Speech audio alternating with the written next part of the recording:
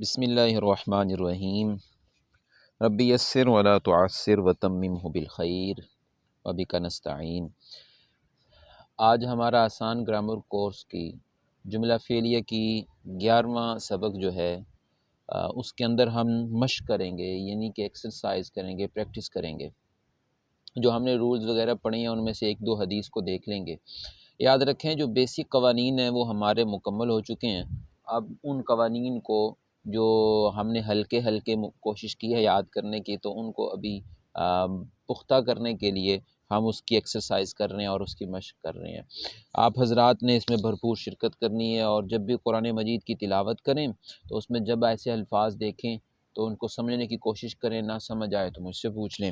مثال کے طور پہ ہم آج ایک حدیث مبارکہ جو ہے اس کو لکھتے ہیں۔ حدیث میں ہے، آپ صلی اللہ علیہ وسلم کا ارشاد ہے کہ جب بندہ فوت ہو جاتا ہے تو اس کی میت کو لے جایا جاتا ہے، تو یتبع المیت،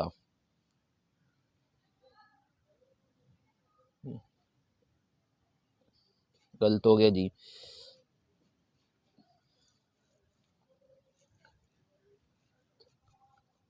یتبع المیت، یہاں پہ زبر تاج با،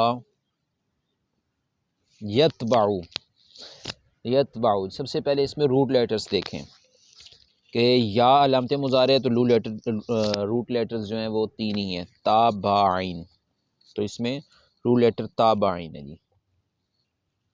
یہ رول لیٹر نکالنا جی، یہ نکالنا آنا بہت ضروری ہے کہ اس سے ہی ساری گرامر چلتی ہے، اور معنی کا پتہ کرنا وہ بھی ضروری ہے، اور پھر ماضی کا بھی اس سے پتہ چل سکتا ہے۔ تو یتبعو، دوسرا لفظ ہے المیتہ، میتہ، یتبع المیتہ۔ اب المیتہ یہ کیا ہے جی؟ پتہ چلتا ہے الف لام شروع میں آ رہا ہے اور یہ اسم ہے، واحد ہے، سب کچھ پتہ چلنے کے بعد اب یہ پتہ کرنا ہے کہ اس کا اعراب کیا ہے، یہ یہاں پہ اسٹیٹس کیا ہے۔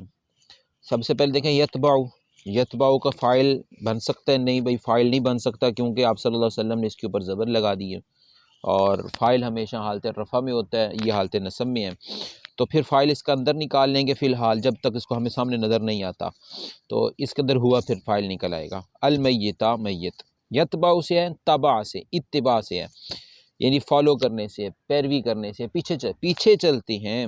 المیتہ یہاں پہ آبجیکٹو بن رہا ہے، مفعول بن رہا ہے میت کے، وہ میت کے پیچھے چلتا ہے، جو فاعل ہے وہ اس میں سے ہوا ضمیر نکل آئی، وہ میت کے پیچھے چل رہا ہے، ٹھیک ہے، یہ چلتا ہے، دونوں یہ آ سکتے ہیں جی۔ آگے دیکھیں جی، حدیث کے اندر آگے الفاظ ہیں سلاستن، سلاستن۔ اب یہ سلاستن کا جو لفظ ہے، سب سے پہلی بات یہ بتائیں جی، آپ کو بتاؤں یہ گنتی ہے، اور گنتی جو ہے واحد، اثنان، اور واحد، اثنانی اور ثلاثۃ، واحد، اثنان اور ثلاثہ۔ یہ جو ثلاثہ ہے یہ 3 کو کہتے ہیں، کبھی یہ ثلاثن آتا ہے، کبھی ثلاثۃ آتا ہے، اگر مذکر ہو تو ثلاث، اگر مؤنث ہو تو ثلاثۃ۔ تو یہاں پر ثلاثۃ حالت رفع میں آ رہا ہے جی، فعل کے بعد حالت رفع میں جو چیز آتی ہے وہ یقینی طور پہ وہ فاعل بن جاتی ہے، تو یہ جی مفعول اور ثلاثۃ فاعل۔ اب ترجمہ کریں، یتبع، تابع، پیچھے چلتے ہیں، اتباع کرتے ہیں میت کے 3 چیزیں، میت کے پیچھے 3 چیزیں چلتی ہیں۔ کون سی 3 چیزیں؟ تو آپ صلی اللہ علیہ وسلم اس کی وضاحت کرتے ہوئے کہتے ہیں اہلہ، اہلہ، اہلہ، ابھی اہل لفظ ہے اسم ہے، اور ہو جو ہے یہ اس اسم کے ساتھ جب بھی ضمیر مل کے آتی ہے تو یہ مرکب اضافی بن جاتا ہے، اہل مضاف اور ہو ضمیر مضاف الیہ، مرکب اضافی جی۔ لیکن یہاں پہ ایک یہ چیز نظر آ رہی ہے کہ یہاں پہ یہ حالت رفع کے اندر ہے، حالت رفع میں ہے، تو دوسرا لفظ دیکھیں، پھر میں آپ کو ساری وضاحت سے بتاتا ہوں۔ اہلہ و مالہ، و مالہ، اب یہ بھی مرکب اضافی ہے اور یہ بھی حالت رفع میں ہے، اور پھر تیسری چیز ہے و عملہ، عملہ، اب وہ عملہ میں یہ بھی مرکب اضافی اور یہ بھی حالت رفع میں ہے۔ اب ثلاثتن حالت رفع میں تھا تو تین چیزیں اس میت کے پیچھے چلتی ہیں، تو وہ تین کون سی ہیں؟ تو اب وضاحت کی، یعنی کہ اس کے گھر والے، و مالہ یعنی کہ اس کا مال، یعنی کہ اس کے اعمال، مال، گھر والے اور اعمال، تو یہ ثلاثتن ہی کی وضاحت ہے، اس لیے یہ حرف پیش سے آ رہا ہے۔ اب یہ اگر ہوتا نا اہلہ تو پھر میت کی وضاحت ہو جانی ہے کہ اس کے پیچھے میت کے گھر والوں کے پیچھے اور اس کے مال کے پیچھے ہو جاتا، لیکن اب یہاں پہ فاعل کی وضاحت بن رہا ہے کیونکہ یہ حالت رفع میں ہے۔ نہیں جی، حدیث یہاں تک ہو گئی ہے، آگے دیکھیں۔ یتبع مالہ وعملہ، ہاں جی، یہاں یرجع،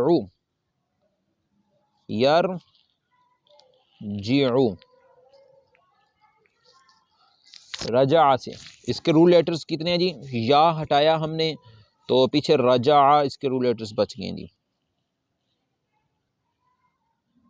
ٹھیک ہے جی، راجیم عین، راجیم عین، اس کا یہ ماضی بھی یہی ہے۔ پھر یرجع، لوٹتے ہیں، لوٹ آتے ہیں، اثنانی، یہاں پہ اس کا فاعل موجود ہے؟ نہیں موجود، تو پھر اس میں فاعل کون ہوگا جی؟ ہوا، اثنانی، اسنانی، یہ بھی گنتی ہے، دو کو کہتے ہیں، واحد، اسنان۔ اب یہاں پہ آپ یہ دیکھیں جو اسنان ہے، یہ اس کا اعراب کیا بن رہا ہے جی؟ اس کا اعراب تو اسنان کا اعراب یہاں پہ رفع بن رہا ہے،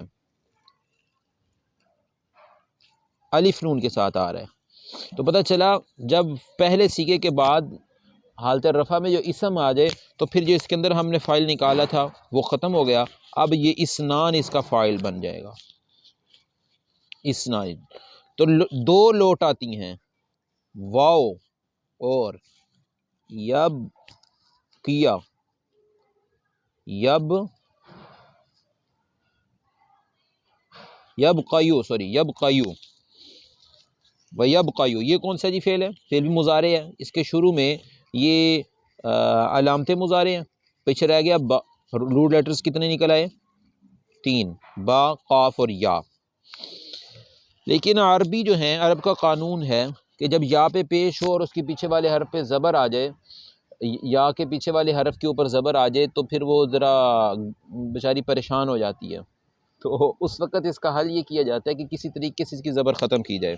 جب ایسی صورتحال پیدا ہو کہ یا پہ پیش ہو، پیچھے والے حرف پہ زبر آ جائے، تو عرب لوگ جو ہیں وہ اس کو بھی ختم کر دیتے ہیں، اس کو بھی ختم کر دیتے ہیں، بلکہ ان دونوں کی جگہ پہ ایک کھڑی زبر لگا دیتے ہیں، یبقا و یبقا، یبقا ہو جائے گا۔ اسی طرح جب دوسری واو ہو، یا واو آئے اور واو پر بھی پیش ہو اور پیچھے والے حرف کے اوپر ایسی حرکت آ جائے جو عربیوں کو ناپسند ہے، تو یعنی عربیوں کو ناپسند، یعنی اس لفظ کے اعتبار سے ناپسند ہے، پڑھنے میں مشکل ہے، تو وہ اس کو بھی بدل دیتے ہیں۔ مثال کے طور پہ آتا ہے دعائے قنوت میں نرجو، نرجو، کیا آتا ہے جی؟ نرجو۔ اب یہاں پر دیکھیں واو جو ہے، اب اس واو کے اوپر پیش آ رہی ہے اور اس سے پیچھے والا حرف جو ہے اس کے اوپر بھی پیش ہے، جو کہ پڑھنے میں مشکل ہے، نامناسب ہے، تو انہوں نے یوں کیا کہ اس کو جزم کے ساتھ بدل دیا، اور ہم اس کو دعائے قنوت میں نرجو پڑھتے ہیں کہ ہم امید کرتے ہیں۔ تو اس طرح یاد رکھیں کہ یہ بدلتے رہتے ہیں، یہ قانون ہے، تو باقی یہ اتنا مشکل قانون نہیں ہے، جب ایک دو دفعہ اور یہ لفظ آئیں گے تو ہمیں یہ واضح ہو جائے گا جی۔ یرجع و یبقا واحد، یبقا فعل مضارع تھا، اس کا فاعل جو ہے آگے ہم نے دیکھا تو اسم موجود تھا، ایسا اسم جس کے اوپر جو حالت رفع میں ہے، تو ہم نے اس کو سیدھا کہہ دیا کہ بھئی یہ اس کا فاعل بن گیا، ٹھیک ہے جی۔ یرجع اثنان و یبقا واحد، یہاں دیکھیں جی،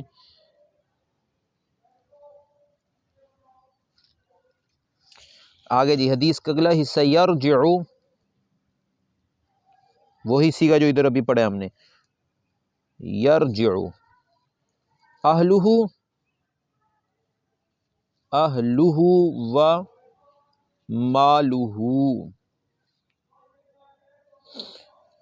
دیکھیں جی یہ بھی حالت رفع میں، یہ بھی حالت رفع میں یرجو فعل ہے تو یہ دونوں اس کے فاعل بن جائیں گے۔ لوٹ آتے ہیں گھر والے اور اس کا مال، وَيَبْقَى، اصل میں کیا تھا یبقا جی؟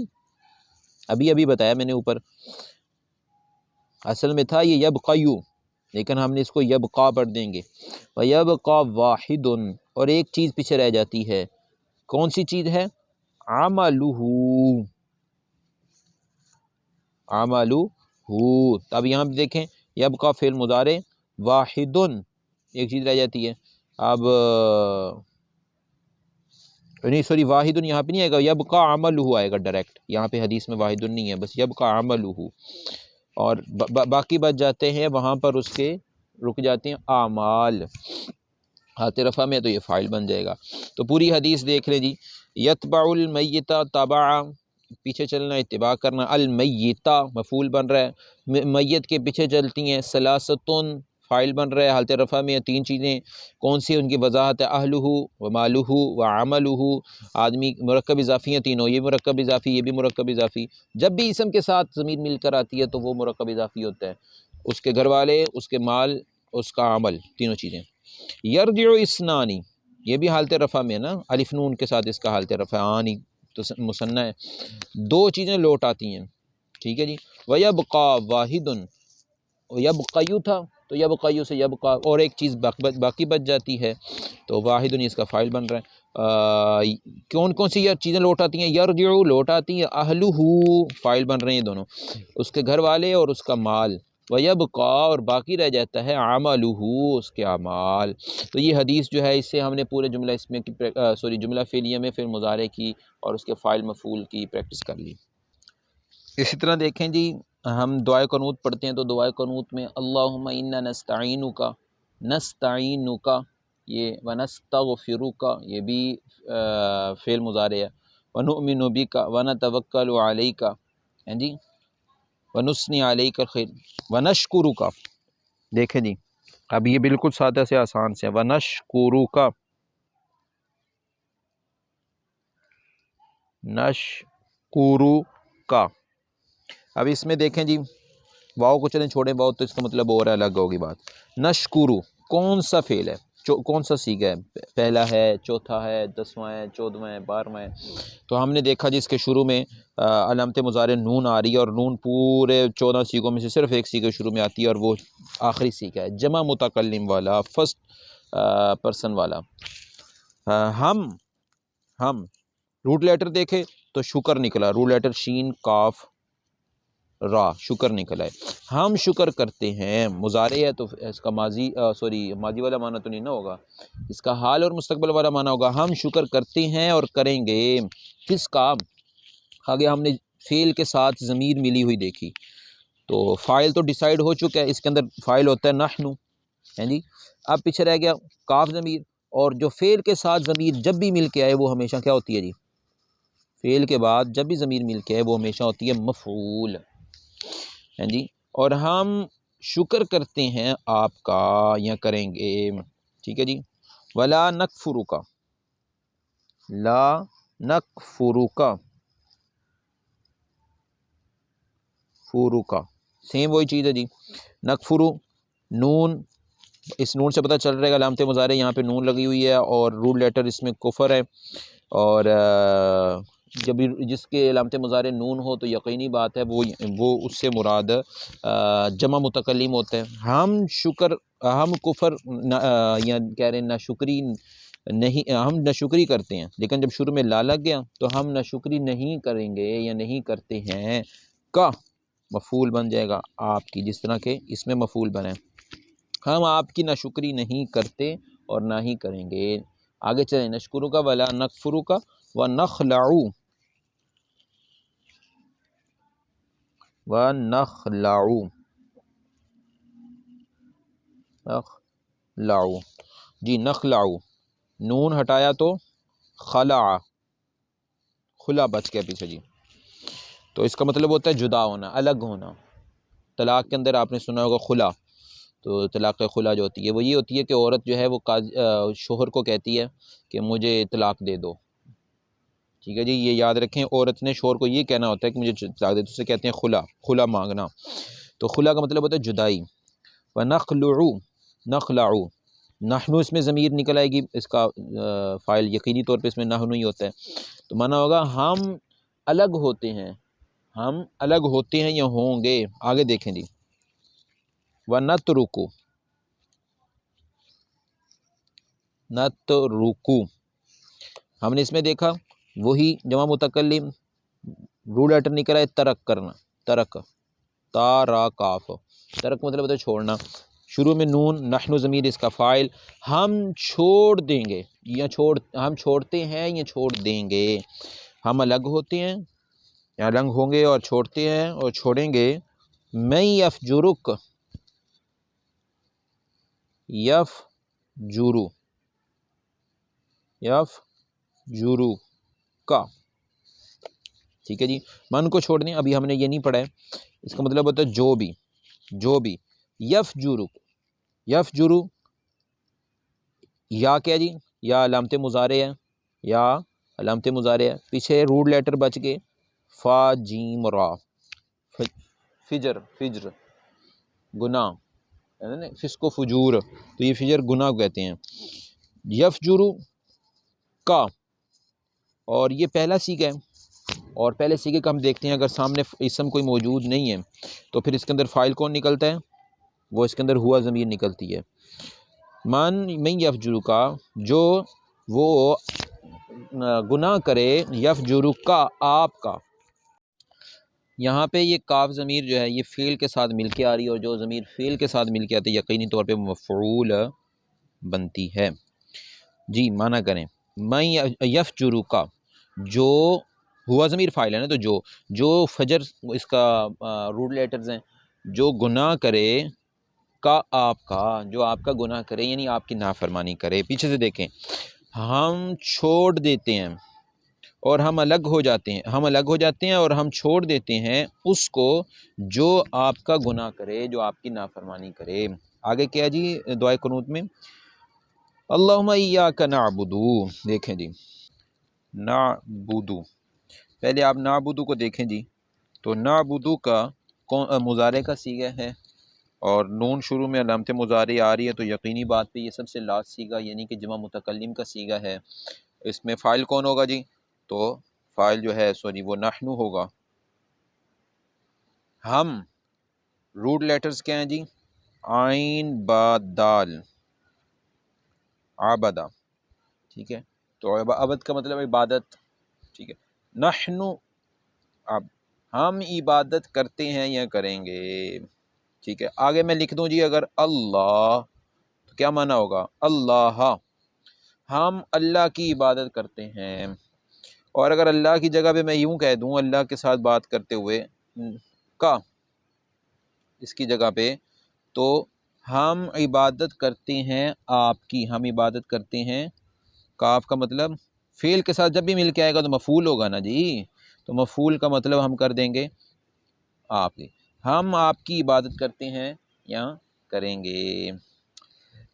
اور عرب کا قانون ہے، عرب کا قانون ہے کہ اگر ترتیب توڑ دی جائے تو معنی میں زور پیدا ہو جاتا ہے، معنی بھی چینج ہو جاتا ہے. ویسے تو سیکوینس ترتیب تو یہ ہے کہ سب سے پہلے فعل ہوتا ہے، فاعل ہوتا ہے، پھر مفعول ہوتا ہے. لیکن اگر ترتیب توڑ دی جائے کہ مفعول کو پہلے لے آیا جائے، سب سے پہلے کیا ہوتا ہے جی؟ فعل، پھر فاعل اور پھر مفعول. یاد رکھیں کہ فاعل کبھی بھی فعل سے پہلے نہیں آ سکتا، یہ ہو ہی نہیں سکتا. فاعل کبھی فعل سے پہلے نہیں جا سکتا، بھول جائیں ناممکن ہے، کبھی بھی اس کا فاعل فعل سے پہلے نہیں ہو سکتا. ہاں مفعول جو ہے نا وہ فعل سے پہلے جا سکتا ہے، یہ ممکن ہے، یہ بلکہ اس کرنے سے فائدہ بھی ہوتا ہے. یہاں پر اوپر والی مثال میں ایاکا، یہ جو کاف تھا نا، یہ والا نعبدو کا یہ جو کاف تھا جو کہ مفعول بن رہا تھا، تو ہم نے اس کاف کو پکڑا اور اس جگہ پہ کر دیا. پہلے کاف کو پکڑ کر پہلے لے کے آنا تھا یہاں پر. لیکن ابھی مسئلہ یہ ہے کہ یہ جو کاف ہے یہ وہ ضمیر ہے جو کسی لفظ کے ساتھ مل کر آتی ہے، بغیر مل کے نہیں آتی ہے، تو اب اس کے ساتھ کس کو ملا کے لائیں؟ تو اس سے تو پہلے کوئی لگ ہی نہیں رہا ہے، تو پھر اس کے لیے عربیوں نے یہ حل سوچا، جب مفعول پہلے آنا ہو، کوئی بھی ہو جتنی بھی ضمیریں ہیں جو جس کے ساتھ بغیر کسی سے ملے نہیں آ سکتی ہیں، تو ان سے پہلے پھر ای یا لگایا جائے گا۔ ان سے پہلے کیا لگایا جائے گا جی؟ ای یا۔ میں دوبارہ یہ بات کر رہا ہوں، یہ ذرا یہاں پہ بہت زیادہ مسائل بن گئے ہیں کہ یہ ہو گیا، میں دوبارہ کہہ رہا ہوں جی، نعبدو کا، نعبدو کا، یہ تو ہم نے پڑھ دیا جی، نعبدو کا مطلب ہم تیری عبادت کرتے ہیں۔ اب یہ سیکوینس توڑنا ہے، فاعل پہلے آ نہیں سکتا ہے، فاعل تو پہلے فعل سے آ نہیں سکتا، ہاں مفعول جو ہے وہ فعل سے پہلے آ سکتا ہے، تو یہاں پہ یہ کاف مفعول بن رہا ہے، ہم نے اس کو فعل سے پہلے کر دیا اگر یہاں پہ، اب دوبارہ مسئلہ پیدا ہو جائے گا، مسئلہ یہ پیدا ہوگا، یہ جو کاف ضمیر ہے یہ تو کسی لفظ کے ساتھ ملے بغیر آ ہی نہیں سکتی ہے، یہ حالتیں رفع جو ضمائر ہیں نصب اور جر میں وہ ملے بغیر آ ہی نہیں سکتی، تو اس کے ساتھ کس کو ملائیں؟ تو سوچنے پہ پتہ چلا اس سے کسی سے بھی نہیں مل رہی ہے، تو ہم نے پھر ہوا میں ایک لفظ سوچا جی، خود دی، اس کا گزارا کرنے کے لیے، یہ سنگل رہ نہیں سکتا، اس کو ڈبل کرنے کے لیے ای یا کا لفظ لگا دیا، ای یا کا، ٹھیک ہے جی۔ تو اب یہ والی ضمیر ادھر آ گئی تو یہ ختم ہو جائے گی، تو پیچھے کیا لفظ بچ جائے گا؟ دوبارہ لفظ بن جائے گا ایاک نعبدو، مانا کریں ہم عبادت کرتے ہیں آپ کی، ٹھیک ہے، لیکن اب پہلے یہ آ گیا تو میں نے اس کا معنی بھی چینج ہو جائے گا، اس کا معنی ہوگا آپ کی ہی ہم عبادت کرتے ہیں، آپ کی ہی ہم عبادت کرتے ہیں۔ قانون ہے وہ چیز جس نے بعد میں آنا تھا اور اس کا سیکوینس توڑ کے اس کو پہلے لے آئے تو پھر اس کا اندر معنی میں شدت والا معنی پیدا ہوگا، یا کہہ لیں کہ حسر والا معنی پیدا ہوگا، اس کو عربی میں حسر کہتے ہیں، جس میں ہی والا معنی ہے، ہی، ایاک نعبدو، آپ ہی کی عبادت کرتے ہیں، تو یہ ہم اس میں ہو گیا، سورہ فاتحہ میں بھی آ گیا اور دعائے قنوت میں بھی آ گیا، آپ ہی کی بات کرتے ہیں۔ وَإِيَّاكَ نَسْتَعِينُ، اچھا یہ اس کا بھی مطلب ہم آپ ہی سے مدد مانگتے ہیں۔ لیں جی دعائے قنوت آگے چاہتے ہیں، وَلَكَ نُصَلِّي، وَلَكَ نُصَلِّي،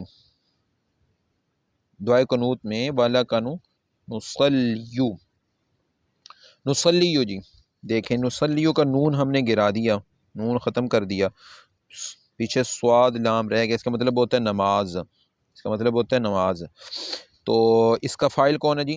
نحن اس کا فاعل ہے، لکا لام حرف جار، کاف مجرور، اور یہ کیا بن گیا؟ مرکب جاری، مرکب جاری کیا بنتا ہے جی؟ مرکب جاری متعلق بنتا ہے، تو یہ نصلی کا متعلق بن رہا ہے۔ اب دوبارہ وہی بات آ گئی ہے جی، سیکوینس فعل فاعل مفعول اور پھر اس کے بعد آتا ہے جی متعلق، لیکن اگر متعلق جو ہے اس کو ہم فعل سے پہلے لے آئیں تو یہ بھی جائز ہے، صرف فاعل پہلے نہیں آ سکتا، مفعول اور متعلق دونوں یہ چیزیں پہلے آ سکتی ہیں، جب متعلق کو فعل سے پہلے ہے تو اس میں بھی معنی میں چینج پیدا ہوگا، کیا چینج ہوگا؟ وَلَكَ نُصَلِّي، اور تیری ہی ہم نماز پڑھتے ہیں، وہ تیری ہی ہم نماز پڑھتے ہیں، وَنَسْجُدُ إِلَيْكَ، وَنَسْجُدُ، سیغے ساری جمع متکلم کے اب مجھے بتانے کی ضرورت نہیں ہے، الیک، اب یہ بھی الہ حرف جار کاف مجرور، یہ متعلق بن رہا ہے اس کا، اور نحن ضمیر اس کا فاعل بن رہا ہے، ونثنی علیک الخیر، ٹھیک ہے جی، تو یہ بھی تقریباً بالکل ایک ہی چیزیں ہیں۔ اندر ایک لفظ آتا ہے دعائے قنوت میں آتا ہے الیک نسعی، الیک نسعی، نسعی، اصل میں تھا یہ نسعیو، کیا تھا جی؟ نسعیو، لیکن عرب نے اس سے پیچھے والے حرف پہ زیر تھی، اس کو چینج کرنے کے بجائے اس کے اوپر انہوں نے کھڑی زبر لگا کے اس کو ختم کر دیا، تو ہو گیا نسعا، نسعا جمع متکلم کا صیغہ ہے، اس میں اس کا روٹ لیٹر سین عین یا ہے، اور نون جو ہے یہ علامت مضارع ہے، اور جب جمع متکلم کا صیغہ ہے تو اس میں ظاہر بات ہے نحن اس کا فاعل بنے گا، نحن اس کا فاعل بنے گا، پیچھے رہ گیا الیک، الا جار کاف مجرور، جار مجرور کون سا مرکب بنتا ہے جی؟ مرکب جاری، اور مرکب جاری کیا بنتا ہے؟ متعلق، یہ نسا کا متعلق بن گیا، اور متعلق کی جگہ ہوتی ہے بعد میں فعل سے، اور جب یہ فعل سے پہلے آ جائے تو معنی میں چینج ہوگا۔ کیا معنی ہوگا؟ آپ ہی کی طرف ہم دوڑتے ہیں، آپ ہی کی طرف ہم دوڑتے ہیں۔ تو لہٰذا آپ نے اس کی خوب پریکٹس کرنی ہے جی، یہ ساری کی، اور جہاں بھی قرآن مجید میں یہ آئے، اور اس پریکٹس کو دیکھنا پڑھنا ضروری ہے تاکہ ہمیں اپنی ساری چیزیں حل کر سکیں۔